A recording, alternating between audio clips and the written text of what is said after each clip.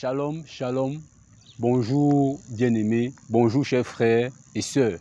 Toi qui m'écoutes, étant à la maison, étant au bureau, étant en route, c'est pour moi un privilège de me retrouver encore dans le cadre de ce programme pour échanger avec toi au sujet de la parole de Dieu. Donc nous bénissons le Seigneur qui nous accorde cette opportunité, cette grâce et cette faveur d'échanger au sujet de sa parole, parce que la Bible donne de comprendre que la parole de Dieu est puissante, elle est efficace, elle est tranchante comme une épée quelconque à double tranchant qui a la capacité de séparer âme et esprit, jointure et moelle. Donc je crois que pendant que tu seras en train d'écouter ce petit message, le Seigneur va agir au travers de toi, le Seigneur va agir en toi profondément au travers de cette parole qui va sortir. Donc nous allons prier pour confier ces moments au Seigneur. Je t'invite à prier avec moi pendant quelques secondes. Seigneur Jésus, nous te confions ces temps d'échange.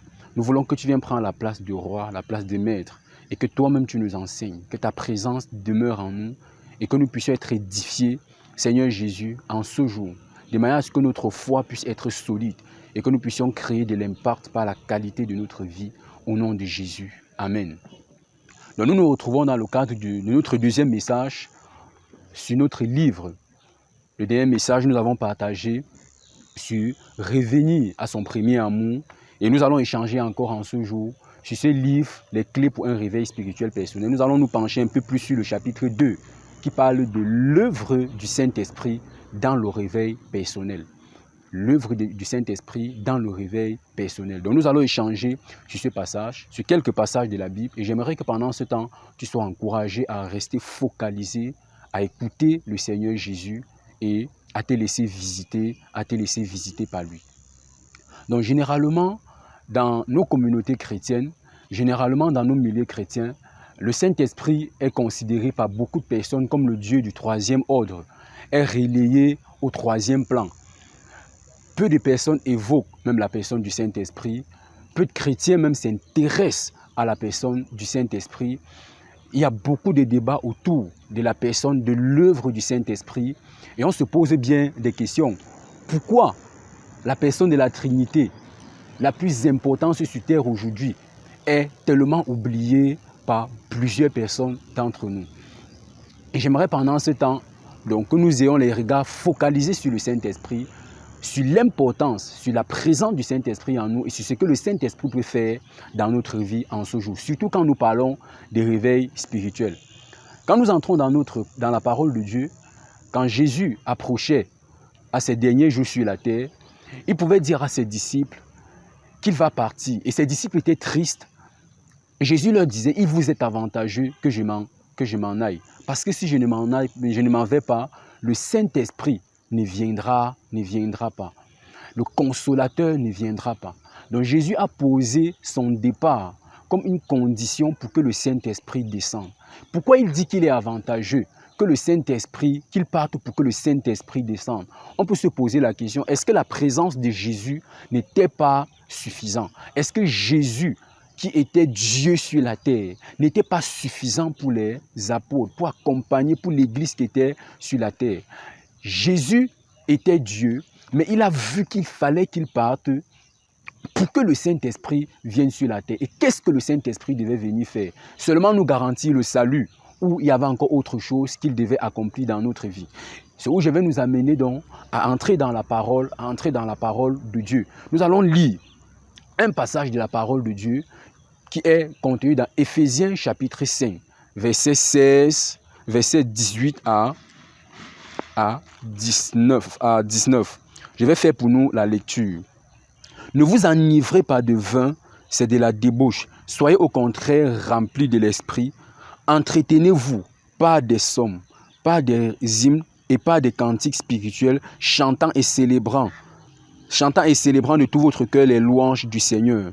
Entretenez-vous par des psaumes, par des hymnes et par des cantiques spirituels, chantant et célébrant de tout votre cœur les louanges du Seigneur. Donc voilà un passage de la parole de Dieu où Paul s'adresse à l'église d'Éphèse. Il leur demande d'être remplis du Saint-Esprit, d'être continuellement remplis du Saint-Esprit.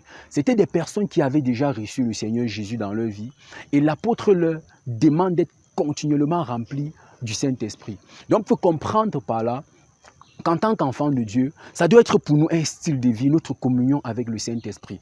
Surtout quand nous parlons des réveils spirituels. Bien aimé, il est important de comprendre que la personne qui nous embrase, la personne qui nous donne d'être passionnés pour le Seigneur, c'est le Saint-Esprit. C'est le Saint-Esprit qui travaille en nous et qui nous donne d'être en feu pour le Seigneur Jésus. Mais nous ne pouvons pas être en feu pour le Seigneur Jésus si nous n'avons pas une communion profonde avec le Saint-Esprit. Donc si nous relayons le Saint-Esprit comme un Dieu de troisième ordre, bien aimé, c'est une erreur pour nous. Il est la troisième personne de la Trinité, mais il n'est pas le Dieu du troisième ordre.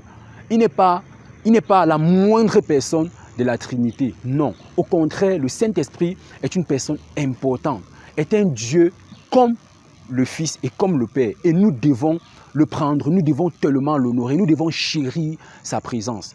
Dans le passage que nous avons lu, l'apôtre Paul dit une chose: ne vous enivrez pas de vin, c'est de la débauche. Donc premièrement, il attire l'attention de l'Église des chrétiens d'Éphèse sur un fait.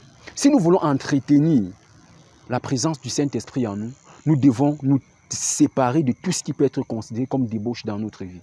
Nous devons nous priver, nous devons nous éloigner de la débauche de manière globale, du péché, de toute iniquité, des choses qui peuvent être un frein à la présence de Dieu dans notre vie.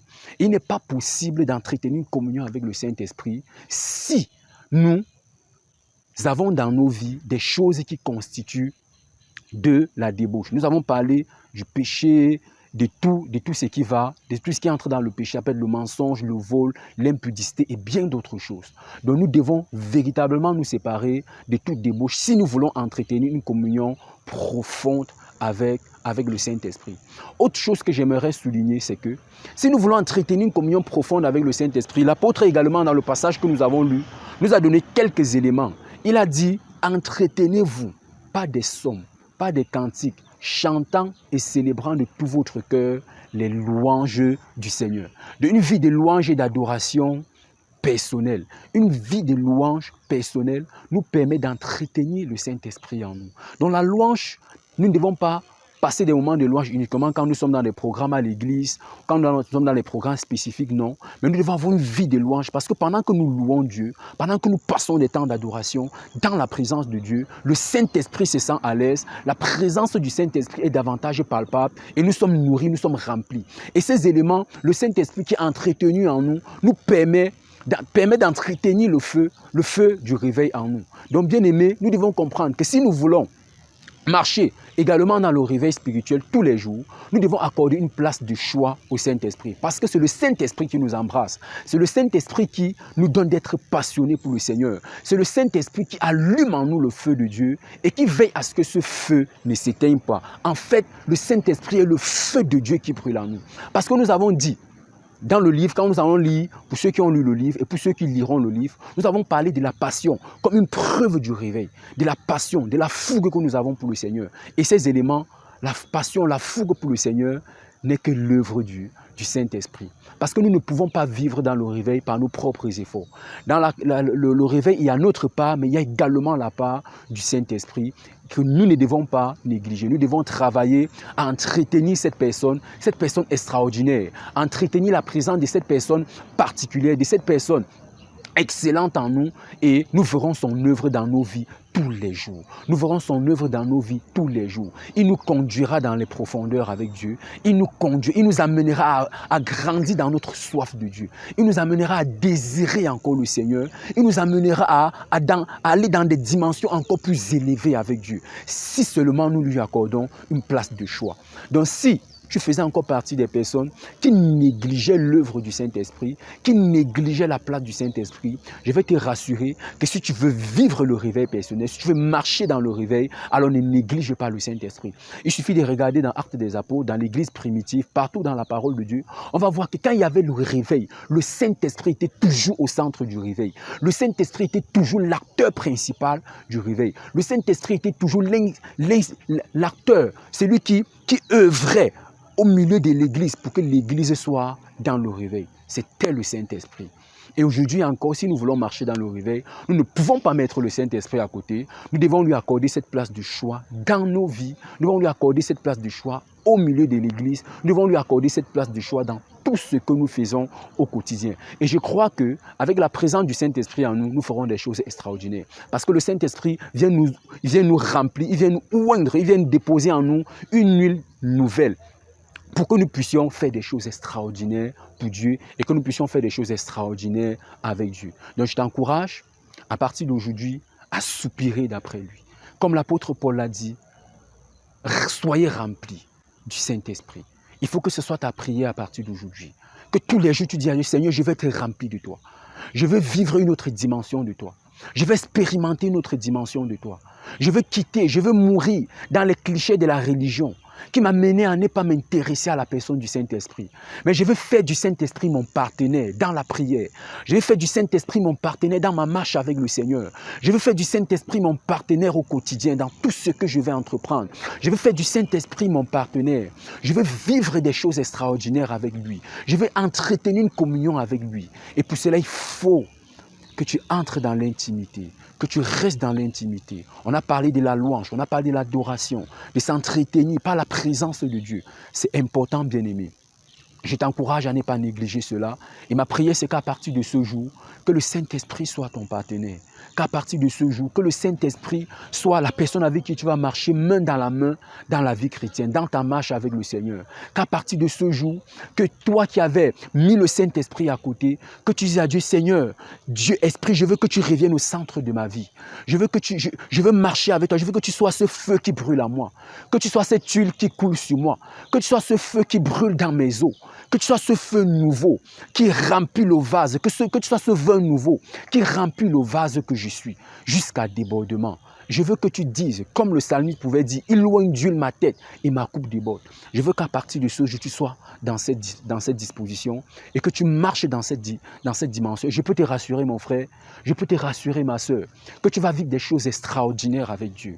Tu vas vivre des choses extraordinaires. Tu vas vivre des fraîches rosées. Parce que le Saint-Esprit vient comme la rosée pour arroser, pour déverser les eaux sur la terre aride que nous sommes. Le Saint-Esprit vient déverser ces eaux pour que, où il y avait le désert soit changé en verger et que le verger se transforme en forêt. Qu'il y ait une certaine fertilité dans notre marche avec le Seigneur. C'est ce que le Saint-Esprit fait. Il apporte la fertilité. Il apporte la fertilité où il y avait la stérilité spirituelle. Et c'est ça le réveil dont nous parlons. Une vie chrétienne fructueuse, fertile pour la gloire de Dieu. Et je veux que tu entres dans cette dimension. Donc nous allons passer quelques moments, quelques temps dans la prière. Et je prie que tu sois disposé. Je vais prier pour toi, quel que soit l'endroit où tu te trouves.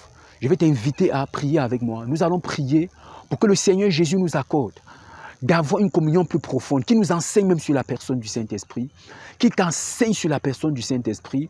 Seigneur, nous voulons connaître encore plus de toi en ce qui concerne le Saint-Esprit.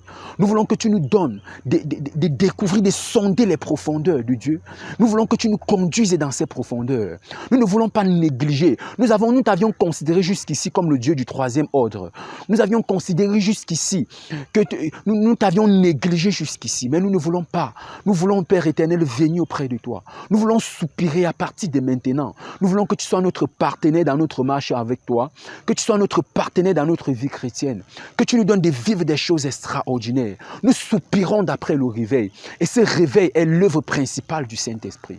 C'est le Saint-Esprit qui est l'acteur principal du réveil. C'est le Saint-Esprit qui travaille pour que l'Église soit en feu. C'est le Saint-Esprit qui travaille pour embraser l'Église. Et nous voulons que tu nous donnes, Seigneur Jésus-Christ, d'embrasser ces partenaires de notre vie chrétienne que tu es, le Saint-Esprit. Père, embrase-nous davantage. Donne-nous de grandir dans notre communion avec le Saint-Esprit. S'il y a des choses en nous qui étaient des freins, s'il y a des choses en nous qui nous empêchaient d'expérimenter les flots de l'Esprit, s'il y a des choses en nous, éternel, qui étaient comme des épées nous empêchant, constituant la débauche dans nos vies, dans nos cœurs, nous voulons que tu consumes cela. Que le Saint-Esprit consume cela pendant qu'il nous embrase et qu'il consume ces choses, afin que nous puissions entrer, vivre cette dimension extraordinaire, vivre cette dimension particulière à laquelle tu nous appelles, afin que nous puissions marcher, être une église brillante pour toi, comme toi tu désires. C'est le cri de notre cœur. Et nous savons que tu as la capacité de le faire, parce que toi tu es fidèle. Tu vas prier davantage. Que tous les jours que Dieu t'enseigne à développer ta communion avec le Saint-Esprit.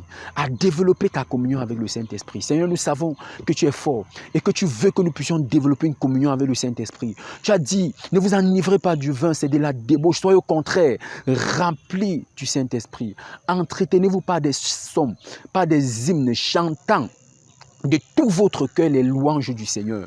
Nous voulons, éternel Jésus-Christ de Nazareth, que tu donnes d'entretenir une vie de louange personnelle, une vie de louange personnelle qui est une des clés pour déclencher la manifestation du Saint-Esprit. Nous voulons que tu nous donnes d'entretenir une vie de louange personnelle, d'entretenir une communion avec le Saint-Esprit, dans la prière, dans le jeûne, dans la communion avec la parole de Dieu. Que nous ne nous éloignons pas de toi, de quelque manière que ce soit, mais que tous les jours, nous puissions marcher avec toi. Nous voulons marcher avec toi, Seigneur. Nous voulons tous les jours être encore plus proches de toi, afin que tu transformes les déserts de nos vies en vergers, que les vergers soient transformés en forêts, Seigneur, en des terres remplies de plantes, que nous soyons fructueux, Seigneur Jésus-Christ. C'est la soif que nous avons et nous savons que tu as la capacité d'agir, que tu as la capacité d'opérer, que tu as la capacité de te manifester, que le Saint-Esprit agisse puissamment en nous et que pendant qu'il agisse en nous, parce qu'il y avait des blocages, où il y avait des limitations, que le Saint-Esprit nous donne d'expérimenter, Seigneur Jésus-Christ, des percées dans tous les aspects même de notre vie, d'expérimenter des percées dans nos vies, d'expérimenter, Seigneur Jésus-Christ, une largesse dans nos vies, qu'il élargisse le chemin sur nos pas, qu'il élargisse notre tente et qu'il nous remplisse, qu'il nous donne d'entrer dans des dimensions encore supérieures, profondes de la communion avec toi. Sois célébré. Nous voulons nous noyer dans ta présence et nous savons que ce n'est pas l'aide du Saint-Esprit. Saint-Esprit de Dieu, merci pour l'œuvre que tu as accomplie, merci pour ce que tu fais dans nos vies, que l'honneur et la gloire te soient rendus au nom puissant de Jésus-Christ de Nazareth. Amen. Et nous bénissons le Seigneur pour ce temps et nous croyons que Dieu est fidèle. Toi qui nous as écoutés pendant ce temps, nous t'encourageons davantage à développer ta communion avec le Saint-Esprit tous les jours par une vie d'intimité, de communion avec lui. Et nous croyons que Dieu va faire par toi et avec toi des choses extraordinaires. Que le Seigneur Jésus-Christ te bénisse abondamment au nom de Jésus-Christ de Nazareth. Amen, amen, amen.